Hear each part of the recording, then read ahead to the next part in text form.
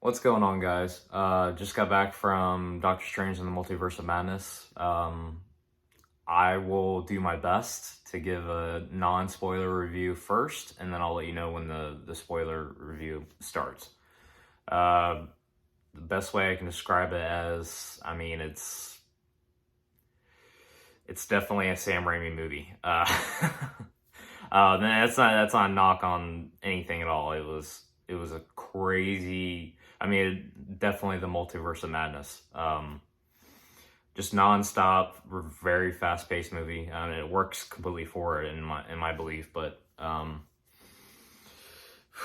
man, I mean, there's so many spoilers in this movie that it's really hard to do a non spoiler review solely because there's just so much in this movie, and it doesn't necessarily.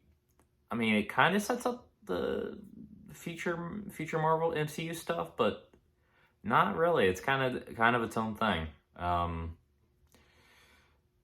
Yeah, all the actors and actresses in this movie were phenomenal. Benedict Cumberbatch, of course, A+. Um, yeah, they were all amazing. Like I have nothing more to really add on that. They were all great. There wasn't.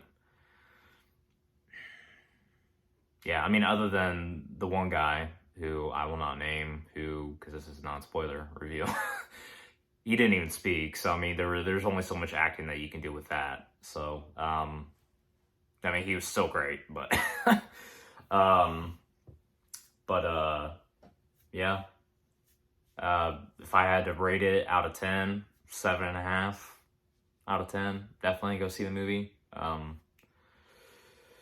It's definitely, I wouldn't put it on the same level as Eternals. It's definitely better than Eternals, but it's kind of around the same ballpark. It's basically its own thing, but it still ties in to the MCU. Yeah, definitely they leaned very heavily into the horror. This is probably the most gory that a Marvel movie's ever been, almost, except for maybe, was it the first Spider-Man movie where Spider-Man fights a goblin? That was pretty bloody, but other than that, it hasn't really gotten crazy. But yeah, so the spoiler section of this review starts now. Oh my gosh, so many things.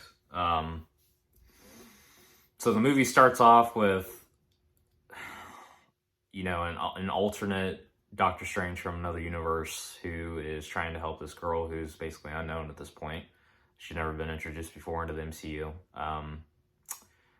And they're trying to, looks like, get some sort of book, on a mantle, and then there's nothing, strange about that. And it just takes off from there. The movie kicks off with a death, which is pretty crazy for a Marvel movie. Usually, it's not like that at all. But yeah, it just takes off from there. So much to talk about. Well, let's get into the cameos first. Cameos. I wanted more, but yeah. They're gonna be able to do stuff in the future, so I'm not too worried about that. They'll get to it for sure. But I was definitely shocked on how they handled the cameos, though. Man, Wanda was just killing everyone in this movie. But yeah, Wanda definitely, other than Benedict Cumberbatch, who the movie's technically about, she stole the whole movie. She was just phenomenal. She was the most vulnerable and terrifying that I've ever seen her play this role. And WandaVision was pretty intense, so that's definitely saying something. Yeah. At this point, spoiler review. They're people are going to see the movie, they're going to see it for themselves. I mean, I can't really talk too much about it. I mean, you had the different Doctor Stranges, which was awesome. You had the Illuminati, which, again, with cameos, amazing. Like, that they even included that. I don't know how they're going to continue or, proceed with that, though, especially with, killed everyone. Yeah. About the only crazy out of the box thing. I mean, the whole movie was crazy, but at the end, the first post credit scene, the second post credit scene, I think that was Bruce Campbell from Evil Dead. That was just a funny second post credit scene, but the first post credit scene sets up a new character. I kind of did a little bit of research on her. She's played by Charlize Theron. I guess her name's Kalia, and she is the wife of Doctor Strange and an alternate universe, or it's supposed to be Universe 616, which is, they're the MCU's current universe, but doesn't really they'll make it make sense, but and then she also somewhere along the line also becomes a Sorcerer Supreme.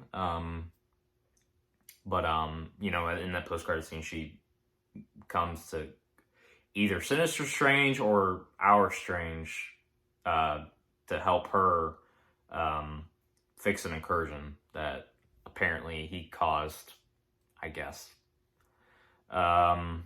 Yeah, I mean, other than that, I mean, Wanda, I don't know what they're gonna, that better not be the end of her character, that's all I gotta say. Oh, man. Again, Elizabeth Olsen, phenomenal. I mean, just no words at all. Yeah. I mean, I don't know. I don't even, I'm still processing it, but, yeah, it's something. We got a little sneak peek of, I mean, we had cameos, but we had a sneak peek of, What If, of course, and,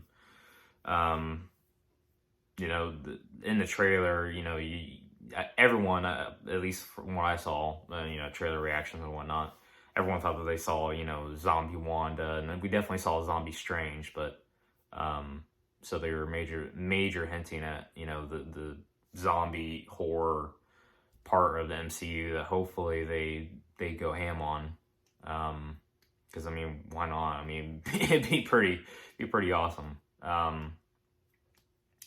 But other than that, I mean, besides setting up the Young Avengers, which, yeah, I mean, yeah. Now forgive me, I'm gonna butcher the actress's name, but the main focus of the movie kicks off with her, and then alternate universe Strange.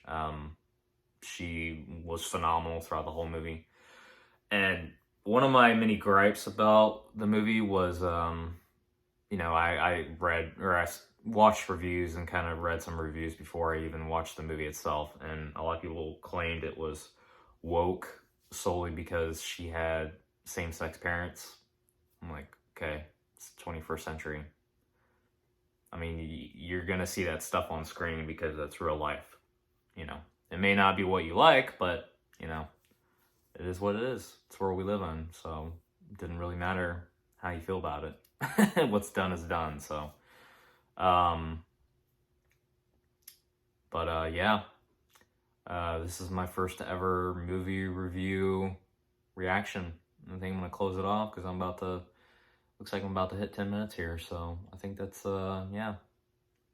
Good movie. Or I'm not gonna say good. Great movie. Highly recommend it. Go see it. Yeah, I might even go see it again. Maybe on like a discount day or something. But, yeah.